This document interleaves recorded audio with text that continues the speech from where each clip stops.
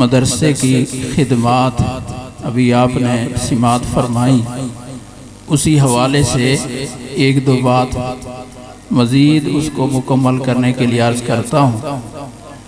देखें, तौहीद का अकीदा, अल्लाह एक है अपनी ज़ात में, सिफ़ात में, अपने अफ़आल में। अल्लाह के साथ कोई शरीक नहीं है। अल्लाह का सही तारुफ इस वक़्त अगर रूए ज़मीन में किसी कौम के पास है तो वो सिर्फ मुसलमान। हालांकि अहले किताब मौजूद हैं, यहूदी मौजूद हैं, ईसाई मौजूद हैं, कोई एक कौम, स्पीकर वाले भाई इसकी इको बंद कर दे, कोई एक कौम ऐसी नहीं है जो अल्लाह पाक को उसके सही तारुफ के साथ मान रही हो। सिर्फ और सिर्फ मुसलमान कौम है। मुसलमान से पूछो अल्लाह कौन है। ईसाई क्या कहते हैं? उज़ैर अलैहिस्सलाम अल्लाह के बेटे हैं। यहूदी कहते हैं और ईसाई कहते हैं ईसा अलैहिस्सलाम अल्लाह के बेटे हैं। अल्लाह पाक फरमाते हैं ये मुझे औलाद मानकर इतनी बड़ी गाली दे रहे हैं, इस गाली से आसमान फट जाए, ज़मीन फट जाए।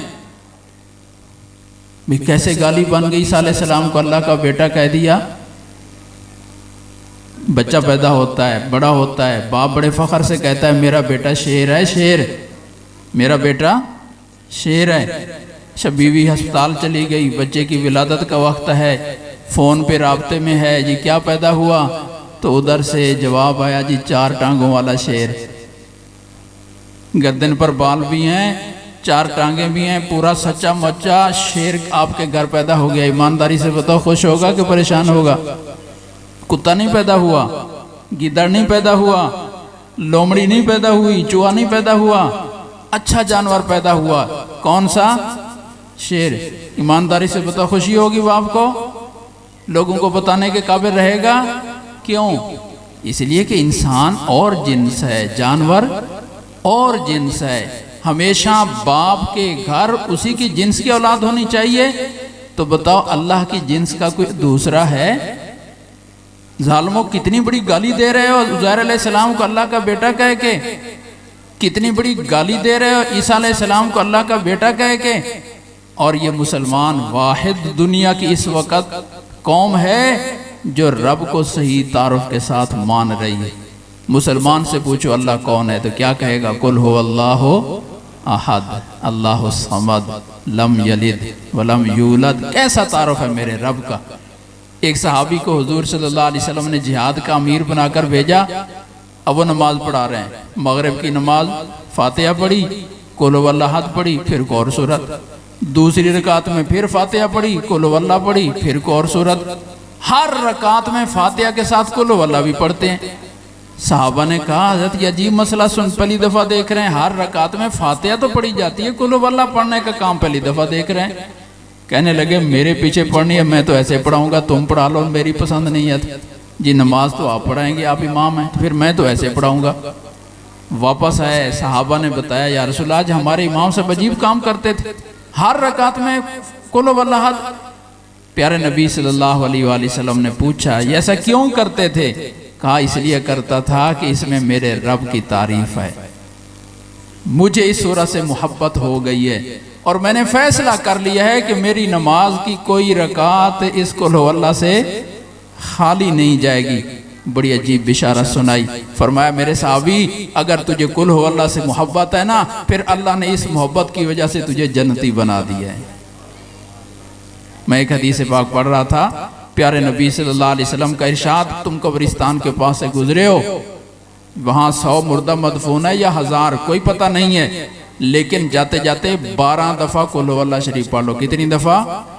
और नियत कर लो या अल्लाह इस कब्रिस्तान में जितने मदफून हैं सबकी रूह को इसका सवाब पहुँचा दे। प्यारे आका सल्लल्लाहु अलैहि वसल्लम इरशाद फरमाते हैं वहाँ मदफून हर मैयत को पूरे 12 दफ़ा फातिहा पढ़ने का सवाब मिल जाएगा। तौहीद का अकीदा सिर्फ उम्मत मुस्लिमा के पास मौजूद है। अल्हम्दुलिल्लाह अक़वाम आलम सब खाली हो चुकी हैं अकीदा तौहीद से। अगर अकीदा तौहीद महफूज है सिर्फ मुसलमान के पास। अजीब एजाज आपको बताऊं, बड़े नबी आए और कोई नबी मौजज़ों से खाली नहीं आया। हर नबी को अल्लाह ने मौजज़े अता फरमाए। आपसे सवाल करता हूं, किसी नबी का मौजज़ा आज दुनिया में बाकी है? बोलें। मूसा अलैहिस्सलाम का मौजज़ा बड़ा आसान था। ये सोटी है, जमीन पे डालो सांप बन जाएगी। कितना आसान था।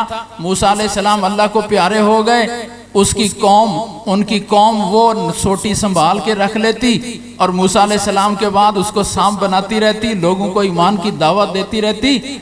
लेकिन क्या वो सोटी महफूज है? एक नबी भी ऐसा अल्लाह ने मबऊस नहीं फरमाया कि नबी दुनिया से तशरीफ ले गए हों और मौजज़ा बाकी हो, मौजज़ा बाकी हो।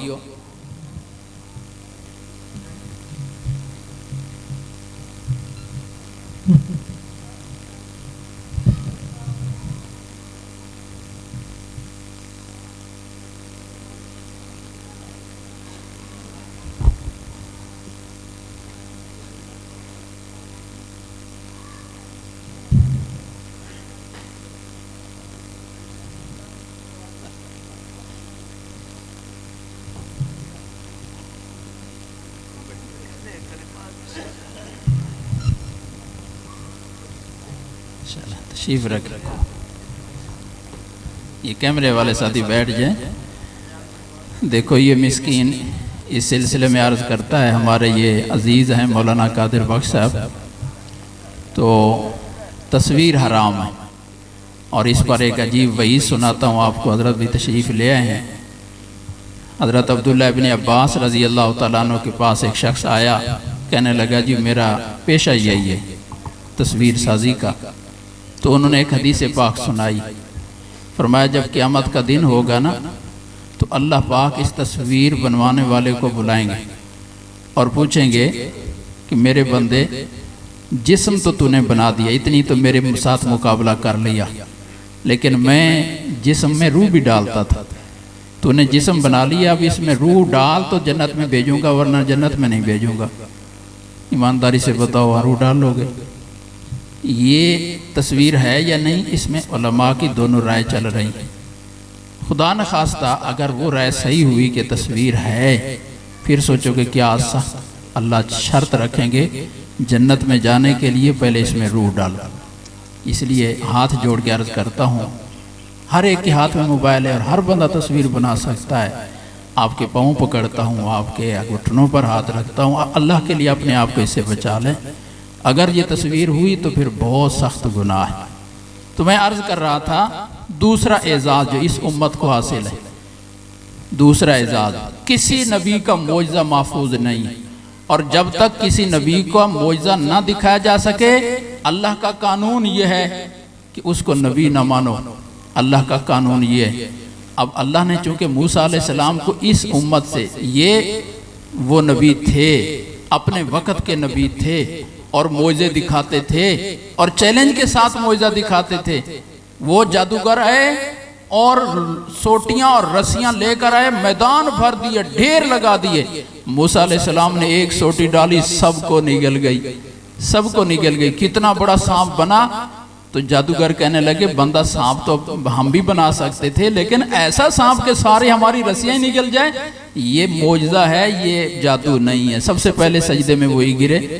तो हर नबी ने मौजज़ा दिखाया, लेकिन ईमानदारी से बताओ इस वक्त किसी नबी का मौजज़ा महफूज है? सारी दुनिया के यहूदी मिलकर जाएं किसी के पास और कहें जी मूसा अलैहिस्सलाम को नबी मानो, आज के बंदे को हक हासिल है, उससे सवाल करे कि मूसा अलैहिस्सलाम अगर अल्लाह के नबी थे तो उनका कोई मौजज़ा दिखाओ, बता देंगे, मौजज़ा दिखा सकेंगे।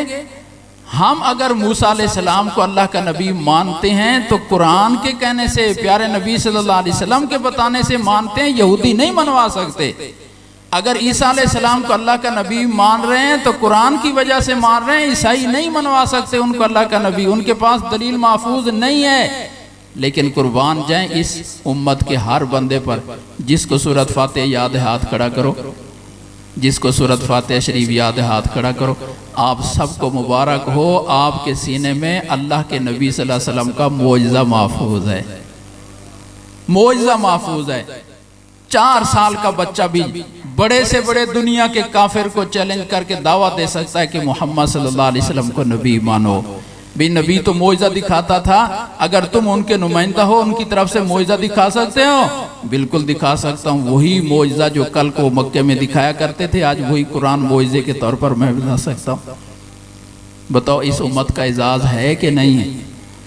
एजाज़ है कि नहीं है? ये ख़त्म नबूवत की बरकत है कि चूँकि आपके बाद आखिरी और कोई नबी नहीं आना था, अल्लाह ने हर उम्मती को नबी का नुमाइंदा बनाकर उसके हाथ में मोइज़ा पकड़ा दिया। कितने खुश नसीब हो। अब ये मेहनत कौन कर रहे हैं? कौन कर रहे हैं? ख़त्म नबूवत की बरकत है। इस उम्मत को ये एजाज़ मिला। दीन के लिए हमेशा नबी आया करते थे। इब्राहीम अलैहिस्सलाम नबी, उनके बेटे इस्माइल और इसहाक अलैहिस्सलाम नबी, इसहाक अलैहिस्सलाम के बेटे यकूब अलैहिस्सलाम नबी, यकूब अलैहिस्सलाम के बेटे यूसुफ अलैहिस्सलाम, 4 नस्लें नबी। इसका क्या मतलब हुआ? इसका मतलब ये हुआ कि हर नई नस्ल के लिए नया नबी आता था, हर नए इलाके के लिए नया नबी। यहाँ इब्राहीम अलैहिस्सलाम काम कर रहे हैं, वहाँ लूत अलैहिस्सलाम काम कर रहे हैं, ये इलाका उनका, वो इलाका उनका, लेकिन यहाँ हर इलाके का नया नबी, हर नई नस्ल का नया नबी। लेकिन आपके बाद नबी कोई नहीं आएगा, ऐलान हो गया ख़त्म नबूवत का। या रसूलल्लाह फिर क्या बनेगा? नई नस्लें नहीं आएंगी? आएंगी। नए इलाके कॉलोनियाँ नहीं बनेगी? बनेगी। फिर कौन दीन पहुँचाएगा? ये मेरी का लायक उम्मत और इसके उलमा। चंद साल पहले जामिया इमदादिया फैसलाबाद में लैपटॉप तकसीम हुए।